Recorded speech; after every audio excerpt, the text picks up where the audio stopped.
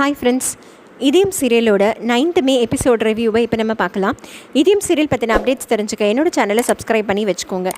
பாரதி வந்து ரத்னம் சார்கிட்ட இந்த மாதிரி இந்த கல்யாணம் வேண்டாம், ஏன்னா அவங்க வீட்டில் இருக்கிறவங்க யாருக்குமே என்னை பிடிக்கல, அதனால் நம்ம வந்து இந்த கல்யாணத்தை இதோடு நிறுத்திட்டு இப்படியே போயிடலாம், இது வரைக்கும் எதுவுமே நடக்கலை, இப்போ கல்யாணம்னு ஒன்று நடந்துட்டால் அதுக்கப்புறம் வாழ்க்கை முழுக்க இது வாழணுமா வேண்டாமாங்கிறது வாழ்க்கையே நரக்கமாயிடும், இதெல்லாம் நான் வேணால் அனுபவிக்கலாம், ஆனால் தமிழ் இதெல்லாம் கஷ்டப்படக்கூடாது, அதனால தான் மாமா நான் யோசிச்சு சொல்கிறேன், தயவு செஞ்சு இந்த கல்யாணத்தை இதோடு நிறுத்திட்டு நம்ம ஊருக்கு போயிடலாம் அப்படின்னு சொல்லி சொல்கிறாங்க. இதை கேட்டவுடனே ரத்னம் சார் சொல்கிறாரு, நீ சொல்கிறது எனக்கு புரியுதுமா, நீ சொல்கிறதும் நியாயம்தான், கரெக்டு தான், பட் ஆனால் ஆதி தம்பி ரொம்ப நல்லவராச்சேம்மா, அவர் எப்படி நம்ம விட முடியும் அப்படின்னு சொல்லி கேட்குறாரு. உனக்கு நல்ல வாழ்க்கை அமைஞ்சிருது, நான் ரொம்ப சந்தோஷப்பட்டேன் பாரதி, இப்படி போய் நீ சொல்கிறியே அப்படின்னு சொல்லி கேட்குறாரு. கூடவே வந்து மரகதமும் தனமும் வந்து அவள் தான் சரியான முடிவு எடுத்துட்டால, நீங்கள் சும்மா ஏன் போட்டு குழப்பிக்கிட்டே இருக்கீங்க, அவள் வாழ்க்கையில் அவள் சரியான முடிவு எடுத்திருக்கா, இது அப்படியே நம்ம செய்வோம், நம்ம இப்போ ஊருக்கு கிளம்பிடலாம் அப்படின்னு சொல்லி சொல்கிறாங்க. உடனே ரத்னம் சார் சொல்கிறாரு, உங்கள் 2 பேருக்கும் ரொம்ப சந்தோஷமாக இருக்கா, நீங்கள் நினச்சபடி எல்லாம் நடக்குதுன்னு, கொஞ்சம் 2 பேரும் சும்மா இருங்க, ஏதாவது குழப்பிக்கிட்டே இருக்காதீங்க, பாரதி நல்லா யோசிச்சு முடிவெடுமா, நீ சொல்கிறது சரியாக இருந்தாலும் அது உன் வாழ்க்கைக்கு நல்லதில்லைம்மா அப்படின்னு சொல்லி சொல்கிறாரு.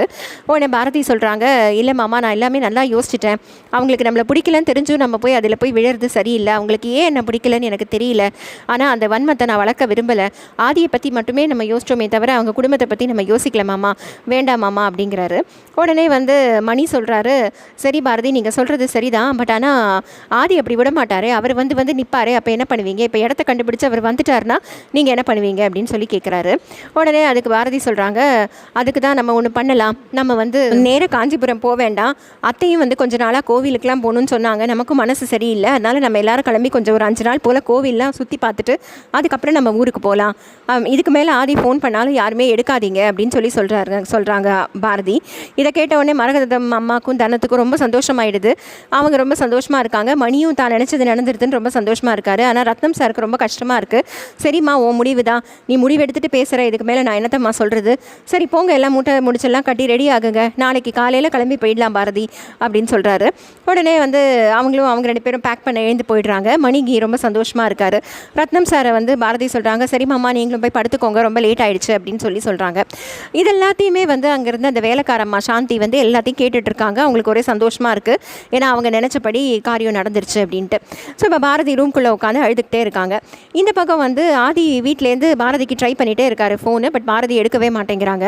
அவர் ஒன்று யோசிக்கிறாரு, 10 வாட்டிக்கு மேலே நம்ம ட்ரை பண்ணிட்டோம், என்ன பாரதி எடுக்கவே இல்லை, நார்மலாக நம்ம 1 வாட்டி 2 வாட்டி பண்ணாலே திருப்பி பண்ணிவிடுவாங்க, அப்படி என்ன பிஸியாக இருக்க போகிறாங்க அவங்க, சரி இதுக்கு மேலே இங்கே உட்காந்துருந்தா வேலைக்காகாது, நம்ம போய் பார்த்துட்டு வரலாம் அப்படின்னு சொல்லிட்டு கிளம்புறாரு. கிளம்பி கீழே வராரு. வீட்டில் அவங்க எல்லாரும் அவங்க ஃபேமிலி முழுக்க உட்காந்துருக்காங்க. ஆதி கீழே வந்த உடனே அவங்க அம்மா கேட்குறாங்க, என்ன ஆதி எங்கே கிளம்புற அப்படின்னு. இல்லை என்னோட ஒரு ஃப்ரெண்டை பார்க்கணுமா, எனக்கு ஒரு அர்ஜென்ட்டான ஒரு வேலை இருக்குது, நான் போயிட்டு வந்துடுறேன், வேலை முடிஞ்சோடனே சீக்கிரமே வந்துடுறேம்மா அப்படிங்கிறாரு. உடனே வந்து அவங்க அம்மா சொல்கிறாங்க, என்ன இப்போ ஃப்ரெண்டை என்ன யாரை போய் இவ்வளோ ராத்திரியில் பார்க்க போகிற அப்படின்னு கேட்குறாங்க.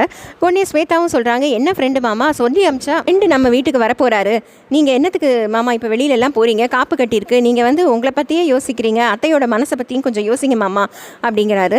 உடனே வந்து ஆதி சொல்கிறாரு, சரி நான் உடச்சே சொல்லிடுறேன், நான் பாரதியை தான் பார்க்க போகிறேன், பாரதிக்கு பல வாட்டி ஃபோன் பண்ணிட்டேன், பாரதி ஃபோனே எடுக்கலை, அதனால் பாரதி மற்றவங்கெல்லாம் எப்படி இருக்காங்கன்னு நான் பார்க்க போகணும் அப்படின்னு சொல்லி ஆதி சொல்கிறாரு. இதை கேட்ட உடனே அறிவும் ஸ்வேதாவும் வந்து உஷாராயிடுறாங்க. உடனே வந்து ஸ்வேதா என்ன ஆச்சுன்னு தெரியல, பாரு உன் மாமா வெளில போகிறேங்கிறான், அவனை எதாவது சொல்லி தடுத்து நிறுத்து, அவனுக்கு ஏதாவது உண்மை தெரிஞ்சிருக்குமா அப்படின்னு அறிவு கேட்குறாரு ஸ்வேதா கிட்ட. ஸ்வேதா சொல்கிறாங்க, அதுக்கு வாய்ப்பில்லை அப்படின்னு இவங்க 2 பேரும் டிஸ்கஸ் பண்ணிகிட்டு இருக்கும்போதே ஆதி வந்து அறிவையும் ஸ்வேதாவையும் பார்க்குறாங்க. உடனே அறிவை சொல்கிறாரு, உன் மாமா நம்மளை தான் பார்க்குறான், எதையாவது சொல்லி அவனை குழப்பி விடு ஸ்வேதா அப்படிங்கிறாரு.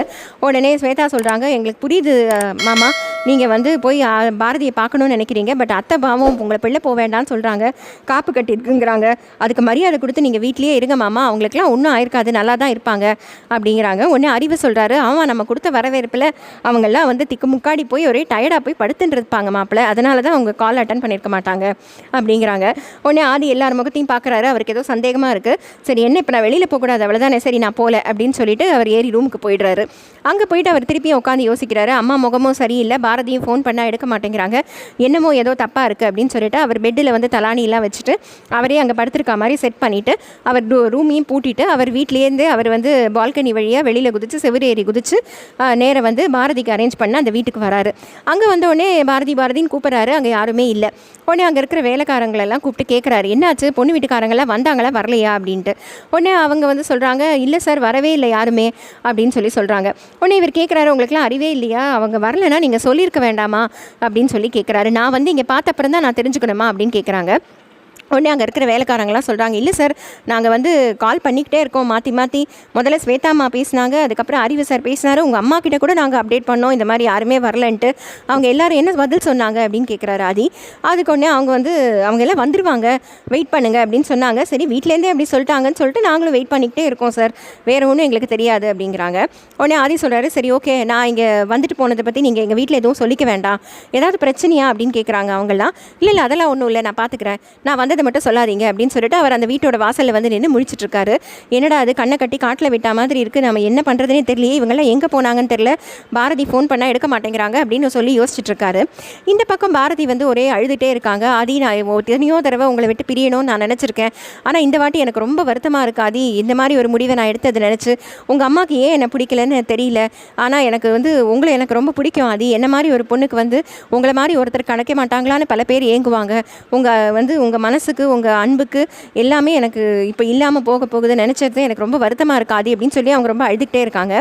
அந்த இடத்துல வந்து தமிழ் வந்த உடனே அம்மா வேற யாரையுமே ஃபோன் பண்ணக்கூடாது, ஆதி ஃப்ரெண்டு பண்ணாலும் எடுக்கக்கூடாதுன்னு சொல்லி வச்சுருக்காங்களே, ஆனால் இப்படி பண்ணினா இப்படி ஆதி ஃப்ரெண்டுக்கு பாவம் இதெல்லாம் எதுவுமே தெரியாது அப்படின்னு சொல்லிட்டு யோசிச்சுட்டு அவள் என்ன பண்ணுறா, டக்குன்னு மொபைலை எடுத்து அவள் இருக்கிற லொக்கேஷனை வந்து ஷேர் பண்ணி விட்டுறா.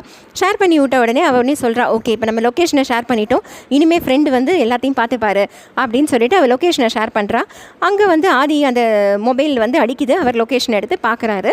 அதோடு இந்த எபிசோடு முடியுது. இதயம் சீரியல் பற்றின அப்டேட்ஸ் தெரிஞ்சுக்க என்னோட சேனலை சப்ஸ்கிரைப் பண்ணி வச்சுக்கோங்க. Thank you friends.